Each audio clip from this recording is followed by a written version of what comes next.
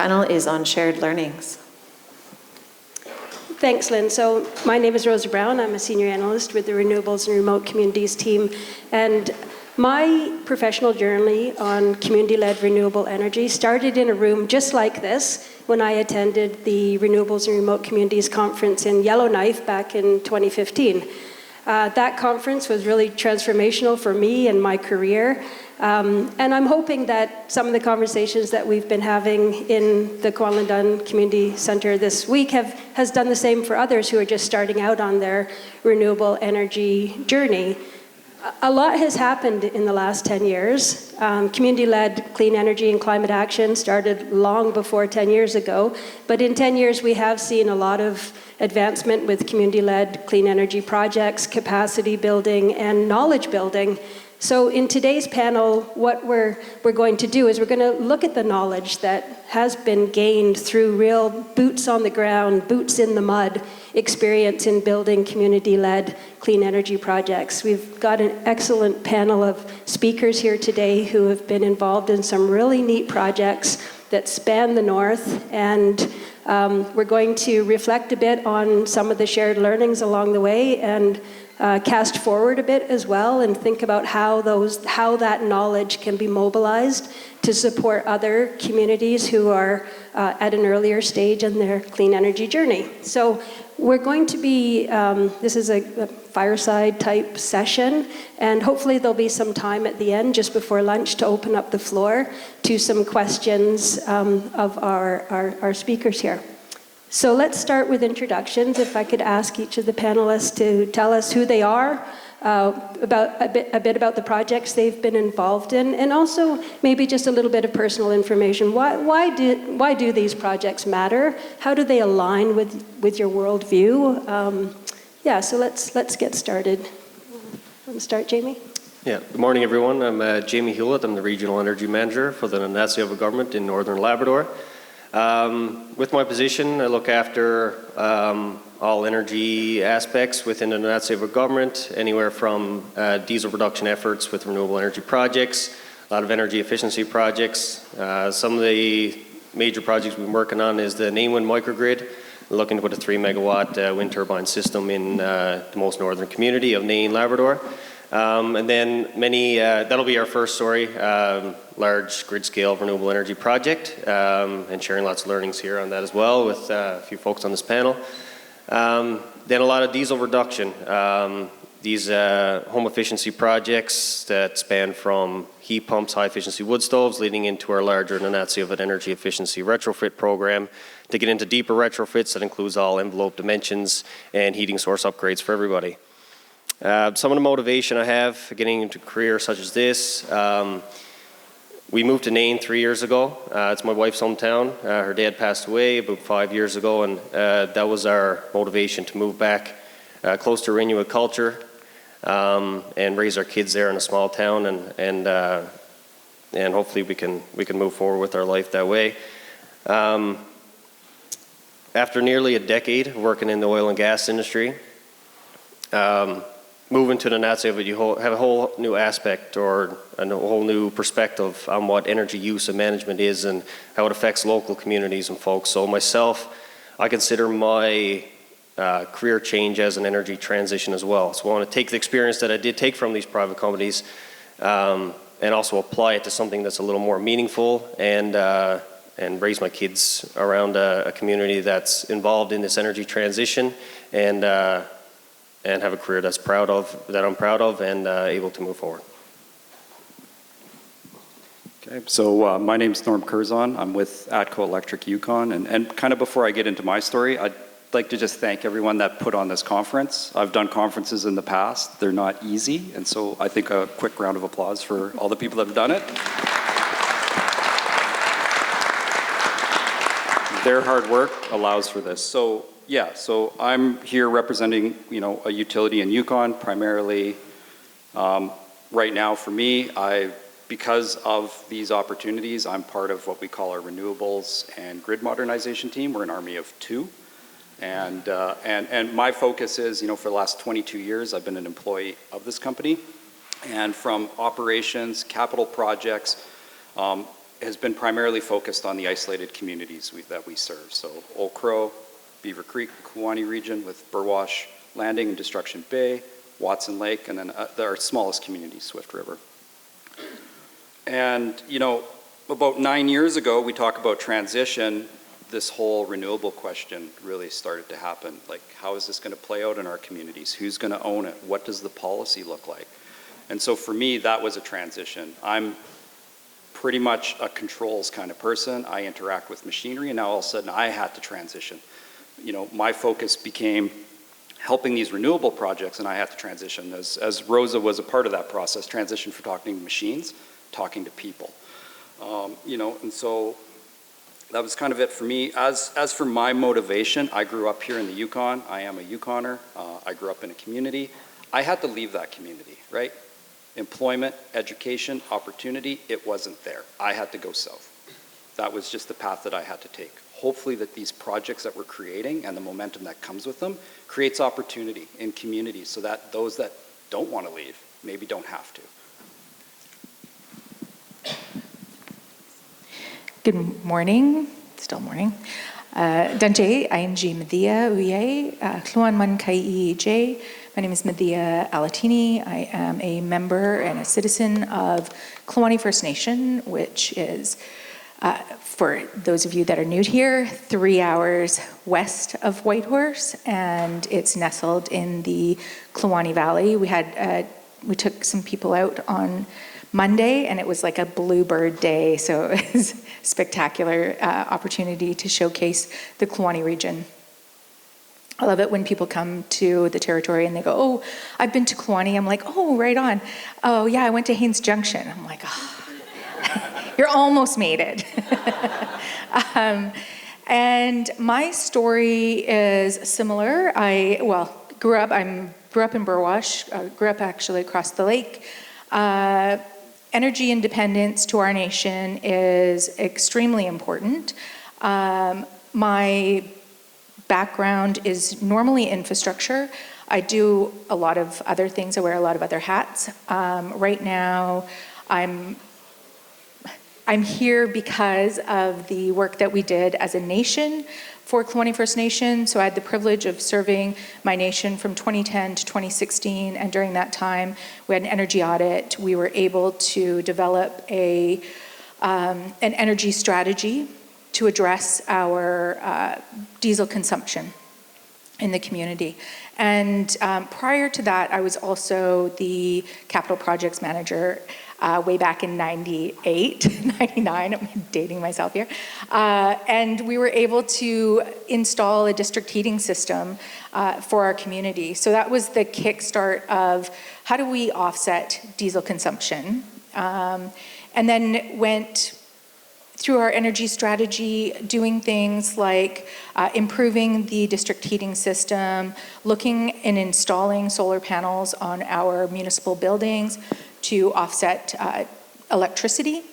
And what else did we do? We drilled a very large geothermal well, which is not functioning, but it's got 16-degree heat, so there is potential there. And then we started the wind turbine, and now it's functioning. As people can attest to on Monday, the blades are turning, and it is one of the EWT turbines that is the same as the ones that are up on the Heckle Hill project. And so I'm going to talk a little bit about all of that experience. And of course, I always think of energy self-sufficiency in a manner of, it's one component of being self-sufficient in the territory. So it goes alongside food security and just that sense of social governance. If people have healthy homes, have healthy food, they are actually contributing to community in a healthy way. And when we have healthy communities, we have a healthy territory. So it's one of the basics that I think we need to really contribute to grow our community and heal our communities. Thank you.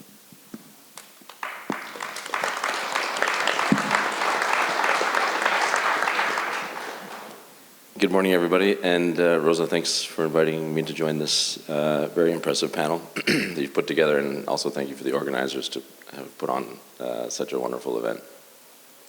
My name is Malek, Tawashy, and I'm the president and CEO of Northern Energy Capital.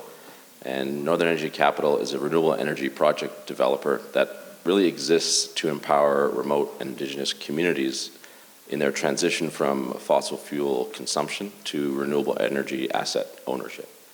And I think the ownership piece is the most important part. So renewable energy asset ownership makes available energy security, energy autonomy, energy independence, and that's one of the most exciting things that we like about the work that we do on behalf of our communities.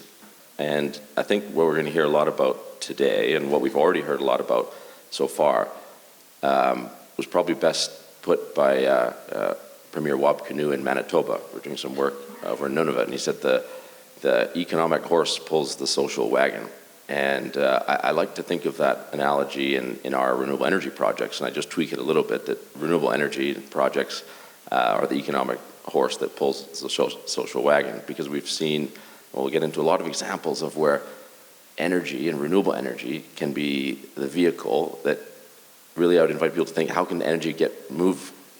My invitation is to think about how renewable energy can be a vehicle to move your community from where it is today to where you want it to be in the future, 5 years from now, 10 years from now, 20 years from now. And we'll get into a lot of examples of how renewable energy projects are providing electricity and electrons, yes, but they're also a revenue source that can advance social initiatives in the communities. And I would say in the last 10 years, those social initiatives that we've seen come from the revenues of renewable energy projects have been some of the most rewarding and exciting work. And we have a number of examples, which I hope we get a chance to get into. But that's some of the most exciting results from our work. So looking forward to the conversation. Thanks, everybody. So you see we've got a diverse experience with different projects, but we also are lucky because we have different perspectives with community perspectives, utility perspectives, and the perspectives of a developer in our community-led clean energy journey. So I would like it if each panelist can now help us understand what were some of the challenges and some of the successes that you have encountered in your work, and were they surprises? Were they greater than you expected them to be? Yeah, just tell us what you encountered and how you, yeah, that would be good. Do you want to start, Norm, and we'll just work our way down? Thanks, Rosa. So from the utility side, speaking of community projects in Yukon, really, the main challenge was everything was new, right? So that was policy, that was like the EPA, that was operation, that was ownership, technology, everything. It's, that if you've done a project in the north, whether it's an energy project or, you're working in a home or somewhere in your community, just the location itself is challenging, right? It's just, we live a long ways away, right, from everyone else, kind of. And so, number one, it was completely new. And really to break that out for us, first and foremost, and Rosa was part of it, was like the IPP policy. We had kind of a policy when communities were starting to approach us. It was in draft. It was being finalized as the process was going along.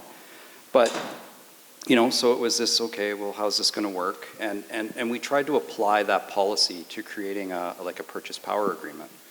And so the first one that we had done was with the Vantakwichin government and for the Okro PV project. And so we, in the room, we're trying to figure out this relationship. We're trying to figure out each other. And there's all these new things, and they're all up in the air. And we're working out this contract. And now all of a sudden this contract has a whole bunch of uncertainty because utilities, we like to be regulated. Just tell us what to do and we'll do it. That makes our life easy. And so we had, lots of change of law, and it introduced a lot of risk, right? So huge challenge, but we worked together and we provided direction, and the government listened to that direction, and we got this order in council, which you identified yesterday, and it provided enough surety to the regulator, to the utility, to de-risk that contract. So that was, kind of a big challenge and success for us. The other one was trust, right? all of a sudden the utility's coming at you, here's our concerns, here's our costs. Well, the economics of the project starts to look grim when the utility's ramping all these things up. And who are these people, and why are we having this conversation with them? Because typically, at a utility level, it's here's your power bill, here's an outage notice, call us if you have a complaint, and that's kind of how we've interacted in communities. We've never had a community come to us and say, well, we want to be a generator. Okay, well, this was kind of new. And so going through that process, establishing trust, justifying costs, and figuring out a fair and transparent way to forward these projects. And things happen because they were meant to happen. And so I was tasked with how do we do a system impact study, right? So I started reaching out and looking at other utilities and understanding how they onboard IPPs or people that are looking to connect to the grid with, unique situations or whatnot. And I looked at that approach and I said, okay, that's, some of them it's as simple as here's a single page. You give us your information, we look at it, here's the cost to interconnect. It's a non-negotiable kind of thing. And I went, well, for the Yukon, we're not going to have thousands of people knocking on our doors because we don't have lots of communities. So what's a transparent process, right? And so for me, I believe that if we have the correct inputs, and we use the correct assumptions, using the proper standards, codes, laws of physics, we should be able to get to a reasonable outcome.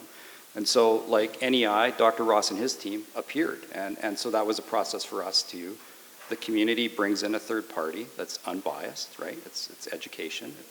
And we negotiate what this study looks like, and the outcomes of the study are open, transparent, and help justify the cost. When the utility's saying, well, hey, we can only do so much PV, and then we have concerns. Here's someone else saying, yeah, that's correct. So that was another one. The other big one is, as we matured, Old Crow, and I'll refer to it a lot because it kind of was the first that we really started to dig in on, was sticker shock, right? So once again, there's trust, there's concerns. We got a quote for a battery. Hey, it costs this much. Well, we've looked at this study, and it says it should only cost this many cents per kilowatt hour. Well, yeah, that's for a grid scale project in Arizona, right? And so, sticker shock and going through that process of understanding that, these projects in the north, they're unique. They may not take an off-the-shelf solution. They're going to cost a lot more. And then I think really the other one was communication. That was the surprising thing for me, sitting in the room, having discussions, trying to figure out the purchase power agreement or ownership. And one of the kind of the epiphanies that I had was like, oh wow, we haven't done a good job on communication. People don't really understand how we work or how we're regulated. And I used to always throw the analogy, like, we're not used car salesmen. You can't just come to me and pitch me a price for energy and I can make a deal with you. It has to be a fair, open, transparent process that I treat you the same as I would treat anyone that would come to us. So I think for me, those were kind of the challenges and that we had seen. Maybe just to build on that, the challenges for our nation. So Kluane First Nation is in a valley, Shakwack Valley. It's on a fault line, hence the geothermal. We also have discontinuous permafrost. So when we did the energy assessment, we also did an assessment with the university or the YRC on our landscape hazards. So being on discontinuous permafrost is challenging for infrastructure, for any sort of development. So when we're looking at installing lines, when we first had our first biomass project, and I did put a slide together, but we're not going to do that. So, I had a photo of our large building that we used for our biomass project. It was massive. Had a big boiler in there. I think it was supposed to be 900,000 BTU or something like that. And it had a pipe system from the boiler to our municipal buildings. And just with the discontinuous permafrost, within a year, it had already started cracking because the ground shifts so much. So years later, we had to find other technology. So the technology for the north is not always there. That's a big challenge. Designing for the landscape big challenge. And when you have to constantly iterate, so fix things after they break because the permafrost is shifting, that's expensive. So the cost is quite prohibitive. And then you're always searching for the next dollar. March Madness comes along and you have, it's not basketball. March Madness comes and you're madly trying to scramble and purchase equipment or do the purchases just before March 31st. And here, if you don't get the money in right at the beginning of the fiscal year, you miss out on construction season. So that was always a challenge when you're looking at government programs. The other piece for us, fast forward to 2010, 2011, when we started our installation of the solar panels on all of our municipal type buildings and our residential buildings, there wasn't an IPP for us in Kluane, so we just asked for kilowatt hour credits on our bills. And that functioned for, I would say, about 5 or 6 years, I believe, 5 years. And those are just, we just do it, and it is reducing the amount of diesel that we're consuming because we're not taking electricity from the diesel generator 10 miles down the road. Successes for us, I think one of the big things that we started doing, and it was territory-wide, was this educating the community about energy consumption, and it was a program that we went out into the communities, talked to elders about how to recycle, what's recyclable, how do you reuse, reduce, and recycle. So wrapping hot water tanks, putting little stickers on the light switches to turn off your lights when you leave the room, and having elders and youth be trained or educated on that made such a huge difference in long-term impact of demand management. The other thing that we did when we had the energy audit, we knew that a lot of, being 3 hours from Whitehorse, you do a lot of driving. And food is trucked up. Everything is, you're consuming fuel to eat. And we didn't have a store in Burwash at the time, so we had to drive to Whitehorse to get groceries. So you run out of milk, damn, you're either going to Haines Junction or Whitehorse. That type of consumption, we had to look at how do we reduce that? And doing the retrofitting houses and being really creating that awareness in community, so communication, being very transparent about this is the amount of money that we're spending of our government money on just heating these buildings. So close the door or like turn the thermostat down. And people, when they realize that, oh, those little things that I could do make a big impact, they change behaviors. And that, for us in a smaller community that is running off a diesel generator, those types of behavioral changes make a long-lasting impact. I think it's comparable to the big one-and-done projects. I think that's all I'll share for that. Thanks. Okay, so main challenges. There were so many challenges. I think just taking it sort of chronologically, the first 3 years I mean, looking at different projects. So like if we just take the one that is in plain view as we walk out of the cultural center. So the Heckle Hill project, we spent the first 3 years really in conversation with government and utility around the creation of the IPP policy, because we had certainly with our partners at Quanland Dunn aspirations to provide locally produced renewable energy, but there wasn't yet a framework for a project like that to exist, an independent energy producer, a non-utility energy producer. So the first 3 years I recall working with the Yukon government on creating the IPP policy. And at first it was like 900 kilowatts, and I remember saying like there's not much we can do with 900 kilowatts. So then it went to 1 megawatt, and then it was increased I think to 2 megawatts. And then we said, well, okay, that's fine. It'll be 2 megawatts. That's as much as they would allow. So then we said, we'll put two 2-megawatt projects side by side. So now we have 4 megawatts. Like, and creating like the pricing structure. I remember like how many spreadsheets and presentations we made to try and come up with the pricing structure. And to Norm's point, like we were approaching it from the private sector position, being like, this is how we think we can structure it to make sense for you. And, and then as the policy developed, finally, there became a regulatory framework that became known as the Independent Power Producer Policy that then was approved through the Utilities Board, and then that allowed the Yukon government to issue their standing offer program through the utility. And then, so after like 3 years, there became environment for a project like that to exist, so that we can even then get on with the construction, which for sure would have a world of its own. But the lift to get the environment there, or the space for the project to exist within was first heavy lift.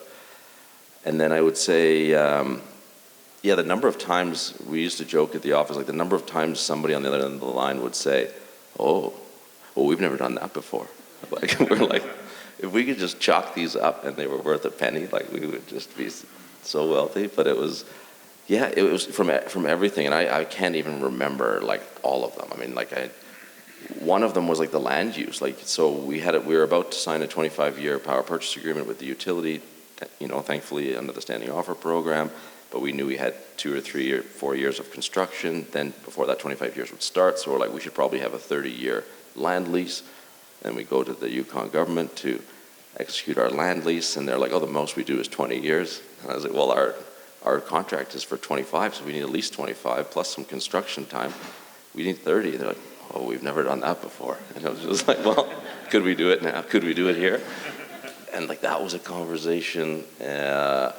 And even I was telling Rudy on our team last night, like the black blades, like we worked with our manufacturer to really throw everything we could at the icing. So yeah, I mean, icing is another whole conversation. So rime icing in the north is a challenge, certainly, in the project aimed to do our best to mitigate the downtime from icing.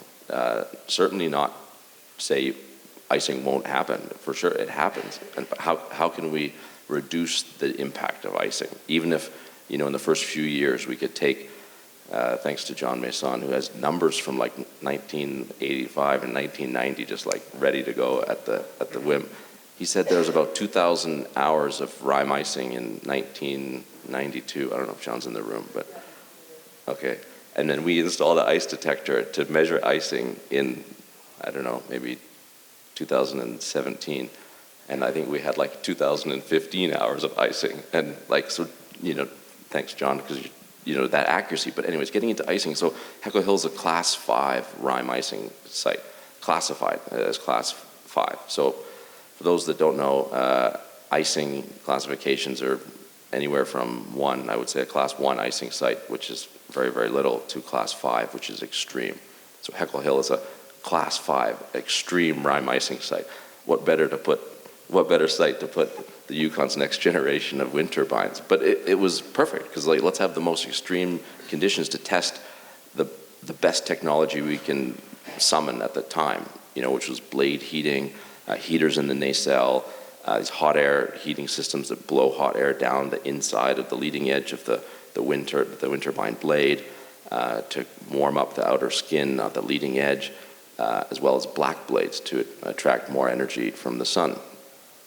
So this was all going on. We thought we were doing the best we could, and then we made our application to NAV Canada, back in like 2016, and then thinking we were going to build in 2017. And in 2017, they asked us, "Are you still on track?" And we're like, "Well, we're still waiting for the policy. We'll probably build in 2018." And then in 2019, they said, "Are you guys still on track?" And we said, "Yeah, the policy's coming. We'll probably build in 2019." Anyways, we eventually were able to respond 3 years later to NAV Canada saying, we're building our project, because they had a requirement for us to notify them when we started construction.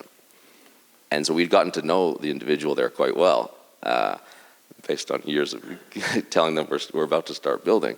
And so James on our team was talking to him, and they got to talking about the project and how the innovation and the uniqueness. And James said, yeah, it's first of its kind with the blade heating and the black blades, and we're really excited. And the guy said, stop.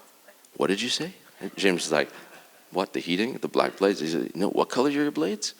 James is like, black. He goes, that's not allowed. I'm like, James is like, what do you mean that's not allowed? And the guy's like, you never told us the color of your blades. And James is like, where on your form does it ask for the color of the blades? Like, and these, the turbines were coming. Like, we ordered them. Like, they were on the ship. And the guy was like, you need to, you won't get a NAV Canada permit. Turbines have white blades, and that's it. And James is like, not our project. And so he's like, well, you can make an application to, I'll mess this up, I don't know the equivalent of like the Treasury Board of NavCan, but like the executive board of NavCan to see if you can get a variance or something. And so we scrambled, like this was just one of many, like this is a perfect example of like 100 things. Is like, so we were talking to everybody we knew.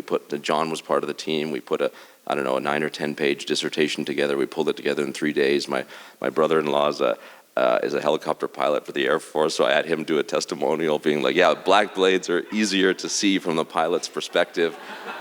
So like, and we submitted it, and we sat there like, crossing our fingers and toes, hoping that they were gonna say it was okay because the turbines were coming. And I was like if we put them up, so what's gonna happen? Anyways, thankfully they came back and said we'd be willing to permit your black blades, and we're like, okay, fine, thank you. So just like things like that, so there's a lot looking back that like a lot of us, as many things as you can think of, we outlined in our risk register of like, if this happens, then what? If this happens, then what? And if this misses and this, we felt like we had risks for everything that we know of.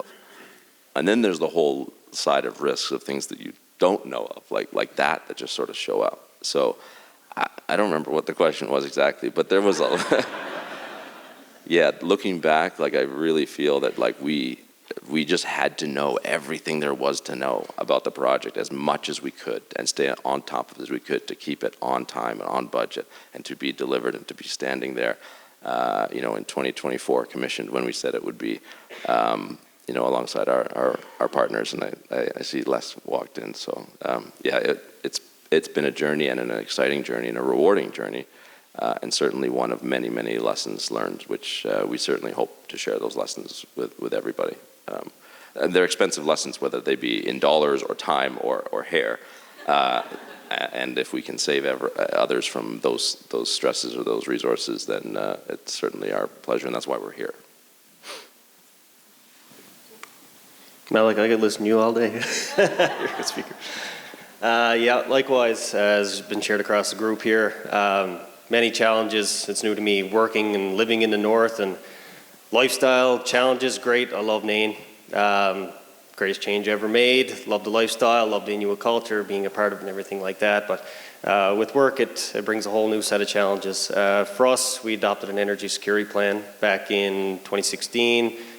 Chris Henderson's been heavily involved with the transition with the Nazi government ever since then, with the creation of that document.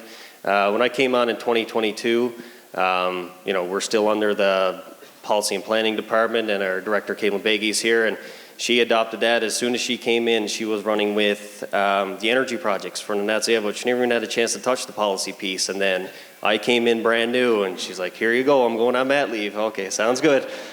So we took it on from there, and then there was projects ongoing that we had to carry forward, and there's many associated challenges. And then right off the hop, you heard from Klaus here with Green Sun Rising, and that was one of the projects we had. We had 4 rooftop solar going in 4 of our 5 communities. One already had a rooftop solar demonstration project to start introducing renewable energy to these communities. So hit the ground running right off the bat. It's like, okay, contracts got to get out the door. Okay, we got all this equipment on the move. The boat don't start till June. All right, line it up with Nazi Marine, making calls there, get it on the boat. We have nowhere to store it in the communities, find somewhere to store it. It's like, oh, we also want to do training. Let's get everyone training. We got COVID. We got weather delays. It's like, okay, let's delay that another 2 days. So it's like, it's consistent effort and work and building those relationships right across from, like, say, even logistics pieces of working with Air Borealis and Nazi Marine to get the pieces there. working with contractors that understands the landscape of where they're working and the ability to deliver those projects in communities. So, through all that, my first summer on the job, we were able to install those 4 installations in each of those communities, and lots of learning and successes, and we carry that forward to the other projects. Many other projects that we've been involved with, a lot of demand reduction projects, including heat source upgrades and envelope upgrades that we're getting into now. We just completed 150 energy efficiency audits under our NEAR program, we call it, the Natsiavut Energy Efficiency Retrofit, with the plan to adopt larger deep retrofits on these homes. We did a lot of standalone piecemeal projects, heat pumps, wood stoves, and there's a lot of great success with that. And then we try to build it out of what the community needs are and what, who did we miss as well? Like, how can we improve the quality of life? I know a lot of these projects, when we apply for funding, and we got to highlight how much GHG emissions we'll save by doing this before we get allocated the funds. But at the end of the day, the need is so high in other places, just from limited housing, older infrastructure that needs to be upgraded. Like, the greatest metric of doing any of these projects is improve quality of life in the community. If I can offer a wood stove heat pump to an elder in the community that's just looking for heat, they're not too concerned right yet about the GHG emissions they're going to save by adding that to their home. So for me, like, talking about successes, there's a lot of work put into these projects, but so I have Stuart Michelle here as our community energy lead as well, and we work so close to the community, living in those communities.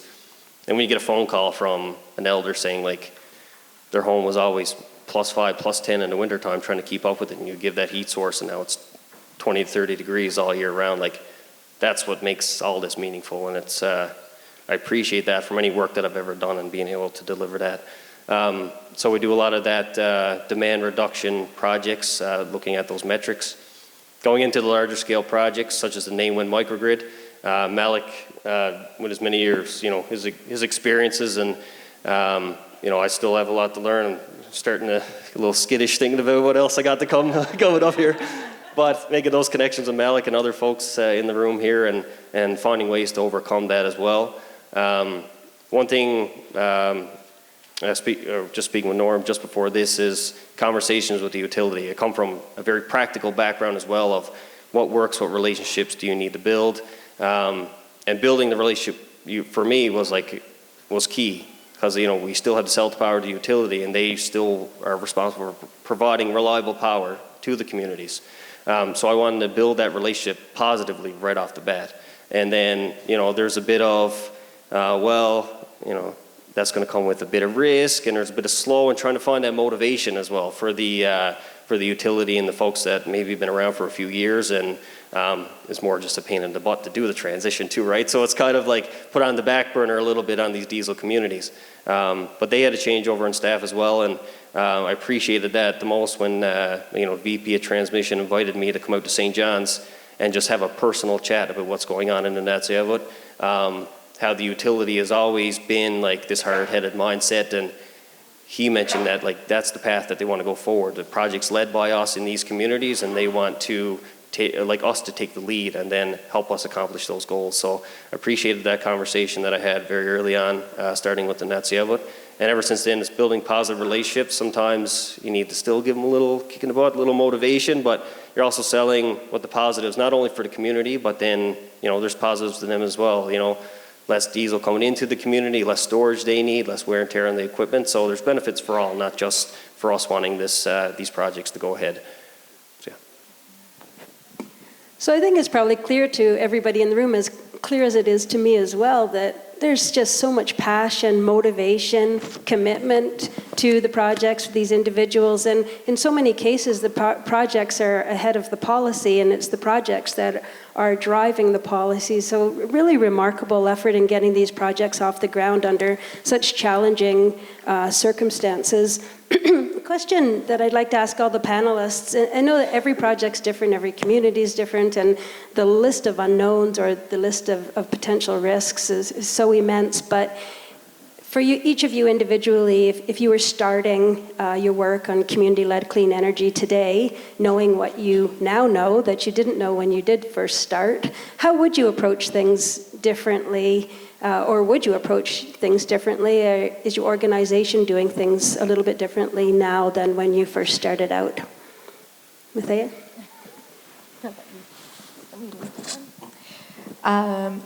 This was a good question to just reflect on kind of that lessons learned for our nation. And looking back, I was like, okay, it probably would have been nice, beneficial to have not just our community assessment, but looking at partnering with other nations that were on diesel generation and going, okay, how can we get a good deal on all of these biomass heaters, biomass boilers? How can we have a say and push to the table the IPP policy? I think there was for those of you that don't know, here in the territory, we have 11 self-governing nations, and that's out of the 14 First Nations here in the Yukon. And the nations have legislative authority that supersedes the territorial government, which is always like people are going, what? Because a lot of people come from other parts of Canada and go, First Nations, aren't you guys like municipalities? No, not at all. And I think that exercise of authority is something that I would, like hindsight 2020, would have liked to see that muscle flexed a little bit more to push more of a cohesive planning to get these initiatives off the ground. There's so much that we can do together, and I feel like there's not that concerted effort at this time. It's like great effort from ATCO to work with the individual communities, and everyone's different, yes, but there are commonalities. We all have cold weather, we all have the same challenges. Permafrost is pretty much prevalent throughout the territory. Like, how can we do things and look at economies of scale, improve on the last project, and really do it so that we're offsetting more of these projects, or the greenhouse gas emissions, offsetting more diesel consumption for the total in the territory. That's one kind of lesson learned, or what I probably would have changed for our community in particular. I think being able to establish a housing code or a building code for our nation would have been, we should have done that. Like, we should have done that back in probably 2003, when we could have, when we signed our agreement. The building on discontinuous permafrost, if you don't do it properly, it's a waste of money. And you're constantly in a state of fixing things. So do it right the first time. We know what those best practices are. Just do it right. The other piece is when we were doing our projects, we looked at solving one problem at a time. And I think we really did not look at how are we integrating all of these projects like solar, the biomass, the wind, how are we integrating it and creating a actual microgrid for our community? And we were kind of design on the fly, which is, I mean, hindsight, we did it, it's working, but it probably could have been done better. So I think that opportunity to step back and look at how can you incrementally reduce greenhouse gas emissions in all of the sectors, so whether it's transportation of food or heating your homes or the electricity being produced, or for us that is very susceptible to a highway being shut down, how are we looking at food security in that linkage with energy security? So that's probably it. Thanks.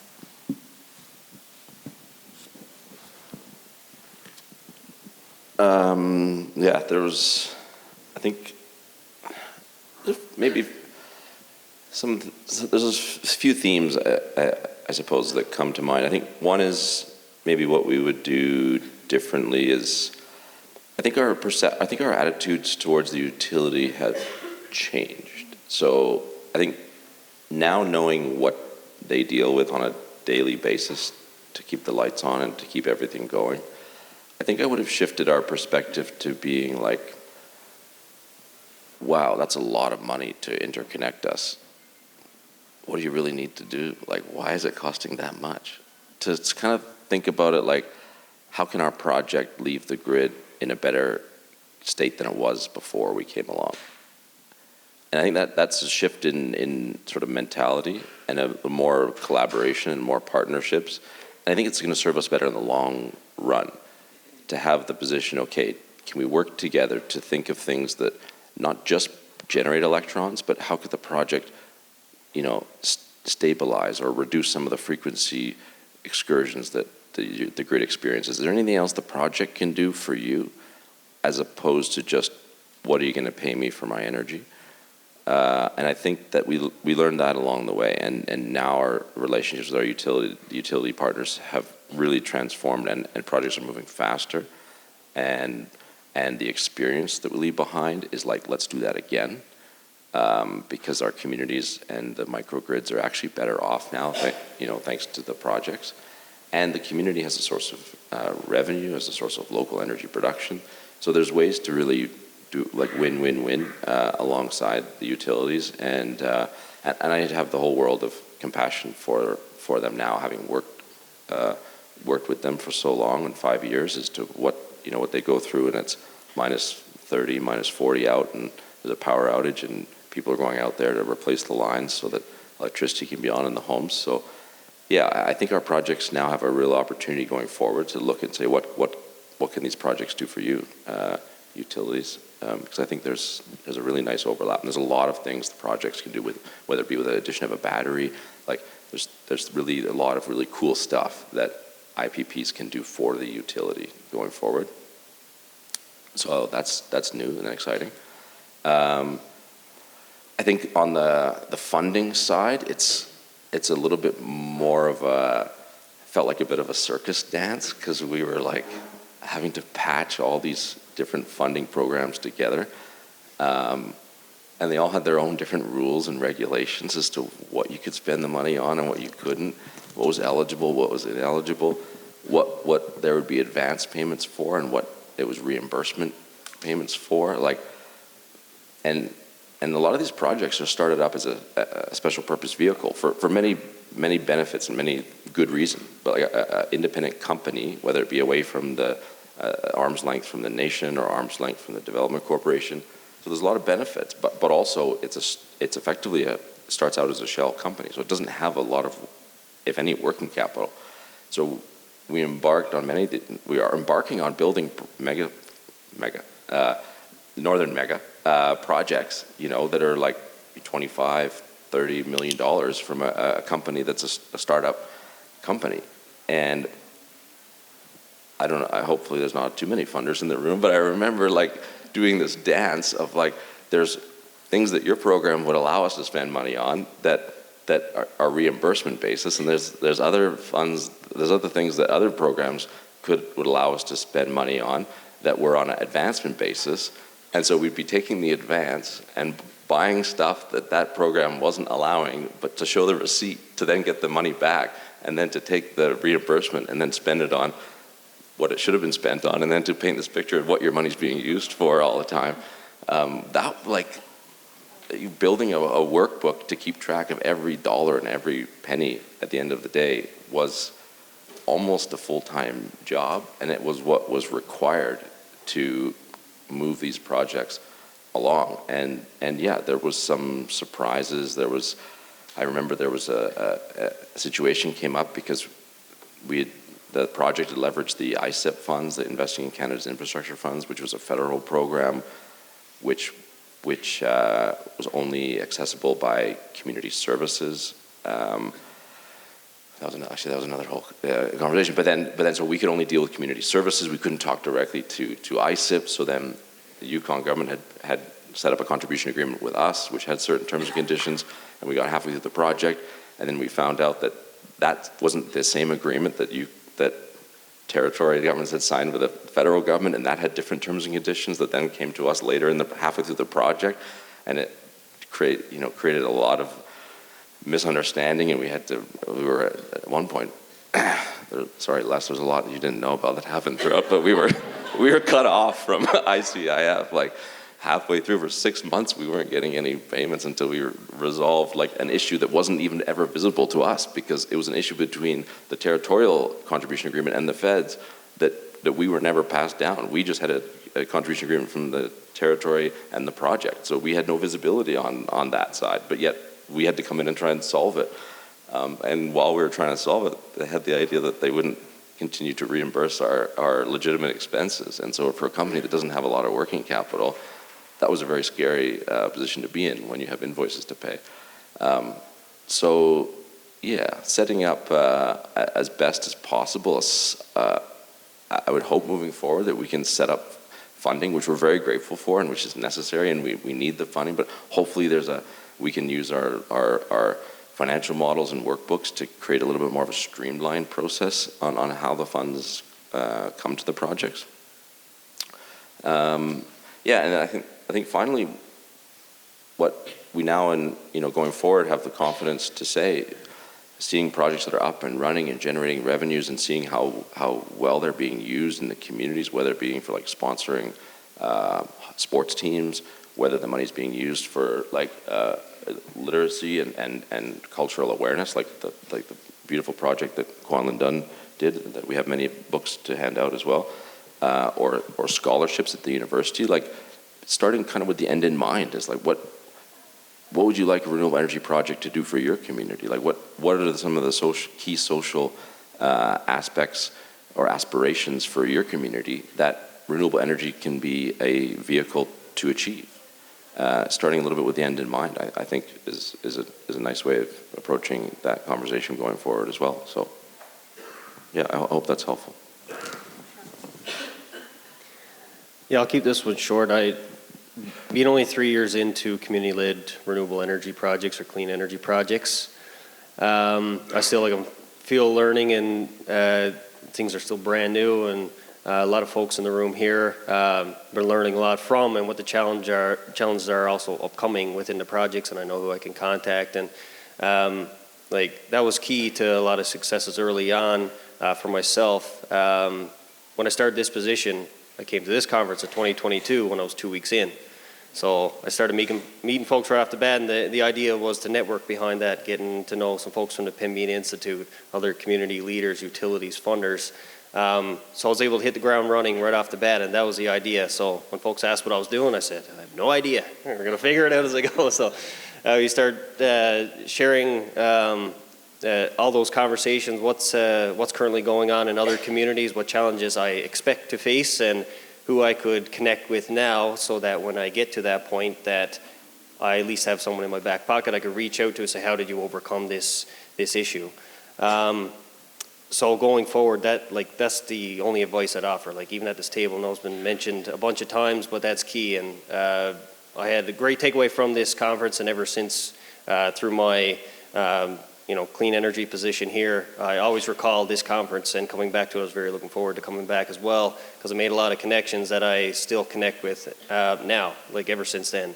And appreciate how widespread it is to having utilities here, and the funders as well, like getting to know those folks personally as well. Like, they're involved in the project on a very high level as well. Like, we talk to them so often, that's what keeps the projects going. So got to know them very personally as well, and having those regular conversations to say, all right, what else is out there? How can you support the project? And the many things that Malek said, I noticed like even changes since I've been here of certain limitations on the funding. I found that's after getting a little more flexible and different funders talking to each other and coming together and make it a little easier on our end, because when you have limited capacity, that can add a lot of extra things to your plate. So I found that those folks have been doing a lot better in communication and making it a little easier on our end to move things forward. So keep those communication channels open, and stay connected and have shared learnings. And at this point, I feel like I'm able to share back now as well on certain aspects. So shared learnings both ways goes a long way. I'll try to keep this one short too, but what I wished I knew now from back then is these projects are hard. Like, they're transformative, there's all these positives, but they're a heavy lift. And they're a heavy lift for, to the people in your community that are leading these projects, remember that. It's a heavy lift. You talk about the challenges of funding, the technological challenges, the location challenges. And even with efficiencies, you do a project, you replicate a project, you standardize an approach, you have regulation. Communities are still unique. They're so spread out that discontinuous permafrost, continuous permafrost, no permafrost, roads, no roads, right? Like, there's just, even when you standardize things, those things really start to become hard. And then internally on the utility side, you're working with the community, their limitations with funding, the technological challenges, the policy challenges, and then on the utility side, you have the internal challenges. We're now changing how these systems operate, who we have to communicate to. For us, it was a lot of transitioning technology to third-party entities, so now we're giving up some of the control that we had to outside entities, right? And so there's those internal challenges that are, as well that arise because, business as usual has now changed, right? Now that there's new players, there's new communication streams that have to happen, right? And so that's really big. And one of the big challenges for us was traditionally our motivator, how we prioritized work was based on reliability. Are the lights on or are the lights about to go off? That's where we're going to put our resources, right? And now we have these assets in these communities that, there's motivation for us because of penalty payments that exist, and then we now have to the lights are on this community, but there's an issue that's going to impede renewable energy generation. We have to focus on that and to pull people that are used to running to trouble, fixing trouble, to now, hey, yeah, there's a problem over there. It's not super critical, but this one is because it represents a potential risk for ratepayers, right? So that's really one. And the other one, and I can't, I guess, technically, we could spend all day talking about all the technical challenges, right? How to get a community to transition diesel off and communication and how to make all these assets play together and just even getting a wind turbine to do what you saw on Monday. Like, there's a lot of things there, but that's a whole separate talk. But really the main one is education and communication. Like, if I had the opportunity, if Rosa came to me and said, hey, in 5 years we're going to do a renewable project, the first thing I would have been is in the community, educating the community. Hi, I'm the utility. This is how we work. This is how your electrical system works, right? Like the thing that's really came out of that project is these community energy courses that I've had the opportunity to participate in. They came after. It would have been way better if they came before. So that, to me, is really the big one. Thanks, everybody. With an eye to the clock, we've got 15 minutes remaining of this session. So I'm going to do a bit of a speed round with our panel, and then in the last 10 minutes, we'll turn it out to the floor for questions. So starting at the end of the line, I think you've all kind of touched on this a little bit, but really super succinct answers here. What is your advice to the community, a community member in our audience today who is just starting their renewable energy journey, looking at a large-scale IPP project in a remote diesel community? Malek? Okay.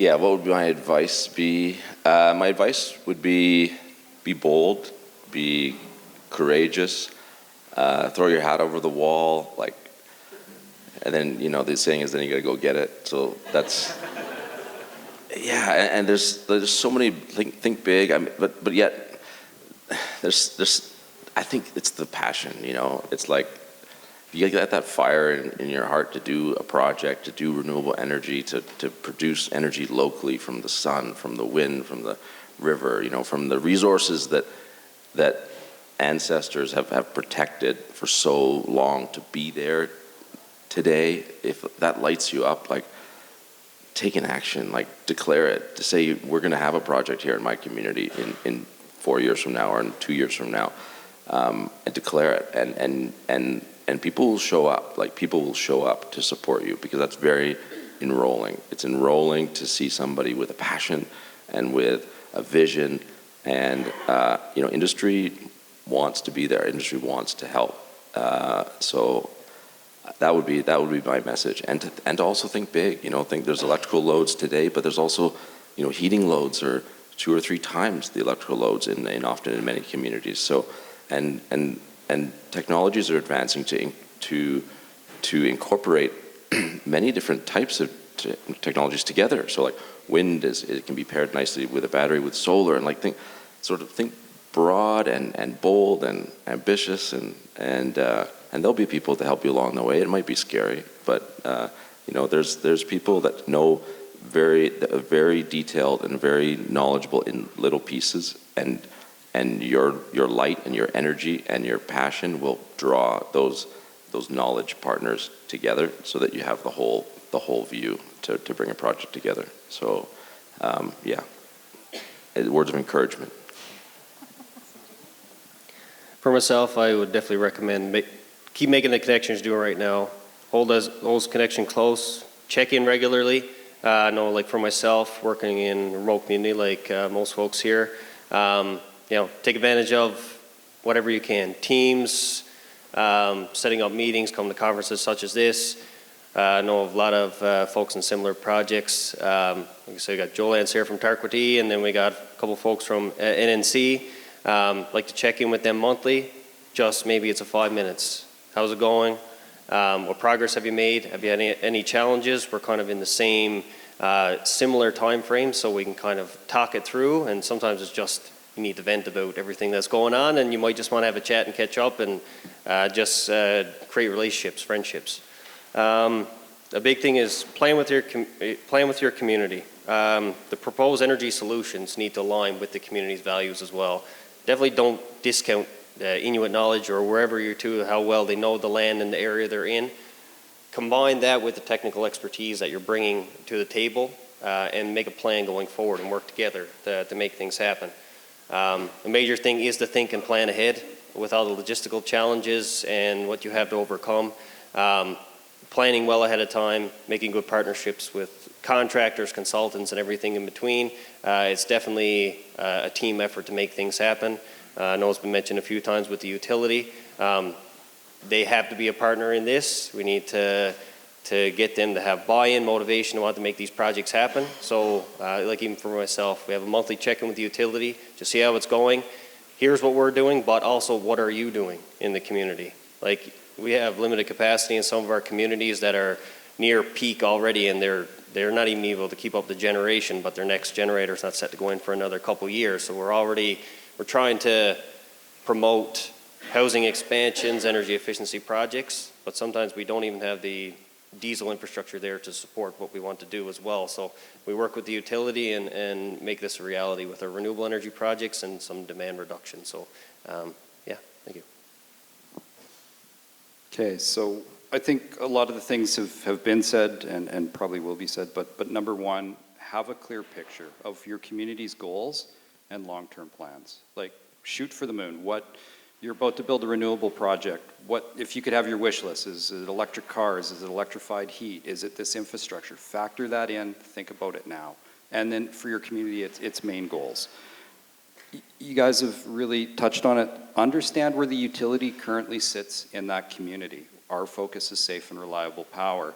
If our power plant's at capacity or something like that, that's our focus. And so, someone's coming at us, hey, we want to do this, we want to do this. Well, the core thing that's needed to support that system may be in jeopardy, and that's the focus. So understand that and go, okay, well, how can we help you, right?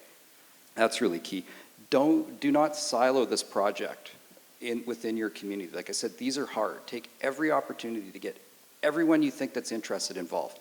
You're going to have your lead, you're going to have your team, but hey, we're doing a contract negotiation. Maybe this member of our government, maybe they should just be in there. There's a history to be captured here. You just don't want to see it in one person and then they're gone, right? Like, these are transformative, and everyone should have a piece of that story, right? So you're doing some groundwork. Maybe you have individuals that want to be there for that, but just make sure the community is included. Choose your technical team really carefully. We talk about these projects, like, there's a lot of challenges. The project is going to take you 1 year, maybe 10 years, maybe 5 years. right? The agreement that you have with the utility, 25 years. So if your technical team isn't working to create a relationship with the utility, I'm not just saying it because I am with the utility, but if they're not thinking about how do we create this relationship, you know, they could be gone. Year 6, year in operation, they're gone. What is that relationship with the utility? Have you made the connections? Are you ready to operate? And that's really the other final thing. The focus, what I've seen in some cases, is the project, and it's not on, hey, at some point we just built it, now what? Operation has to be factored in right from day one. How are we getting people exposure? How are we going to operate this? What resources do we need? What do we need to build out? You know, these funding asks, you know, you just need to start thinking about, we've all talked about capacity, but you need to start building that capacity for operation and thinking about that as day one. I get to be last. It's awesome. I had relationship, obviously, is at the core of all of this. You don't get these projects done if you don't have good working relationships. And that's with the funders, that's with the utility, within your community, with your neighboring nations. It's so key. I think the point about who are the consultants, who are the project team that's going to support this, are they aligned with the values of your community? I think that's a really big one, because if they're not going to last in the community. And you really have to do that personal suitability test on consultants to begin with, because if they're not aligned, it's a huge cost. You got to bring somebody else on, bring them up to speed. It's a premium cost. The other piece that I wanted to highlight, the education piece, the demand side management of energy consumption is so important, especially in our smaller communities. And like in this day and age, we see everybody plugging in their phones, everybody's got a tablet, a computer, multiple devices, PlayStations, like the electricity consumption is massive. How do we address that and get people thinking about their actual consumption? The other piece is looking at these in small communities. How can you incrementally get off of diesel? Or how can you incrementally reduce your diesel consumption, reduce your greenhouse gas emissions? Because it's not always the big mega project that has the most impact. Sometimes it is everybody has a wood stove. There is a biomass unit that's heating multiple houses. There is maybe mini wind turbines and solar panels on every new house construction. You have super insulated, super green, passive construction, passive heat constructed houses. Like those things make a massive difference in small community. And if you chip away at it, it actually has a huge impact at the end. So I think that's it. Thanks. Such wise advice. Let's have a quick round for our panel.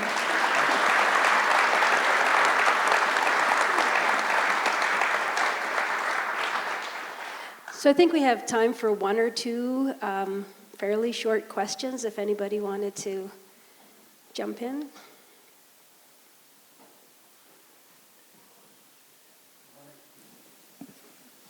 Good morning. My name is Lyle Morriso from Saugeen First Nation. It's really overwhelming that a lot of the communities are having major settlements coming into their communities, and a lot of the communities in support of renewable energy and so on and so on. But they don't know where to start. They don't know where to go or where to do. I think Pembina Institute should set up a database of people who can help them in terms of starting their pathway towards getting their project completed, and also to be able to have a database of all the other projects, some of the pros and cons of them, and some of the activities and some of the benefits that have gone on. I think that we need help in our communities because we need to transition, but we also need the people who have gone through it. And we continue to make mistakes over and over again, the same mistakes. And sometimes we lose interest after 3 or 4 mistakes, and it becomes impossible. And so they stay to where they're at, because they know that Manitoba Hydro is more reliable. So we got to start thinking about servicing these communities and giving them the right pathway and some of the expectations that are involved in their particular projects. Is there any comment on that?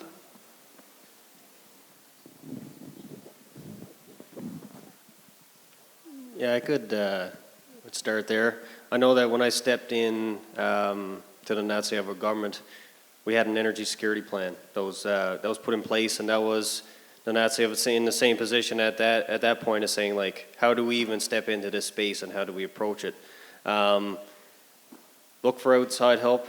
Find organizations such as ICE. Like they have, like I listened to the conversations yesterday, and looking at the assets they have in place, different programs that you can apply to.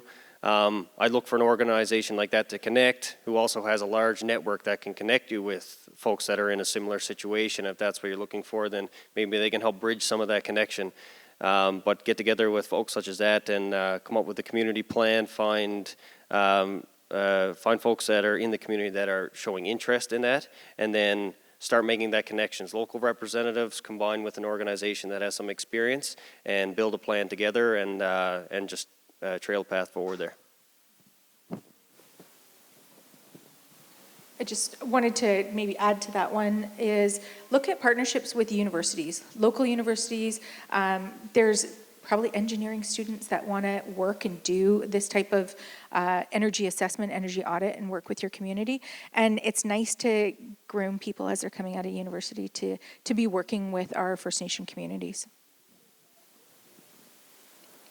Just to add, it was actually one of our questions, Rosa, which I thought was really good, is how can we best share the learnings gained through actual project development experience, and who needs to hear the messages, and how's your organization involved in knowledge sharing?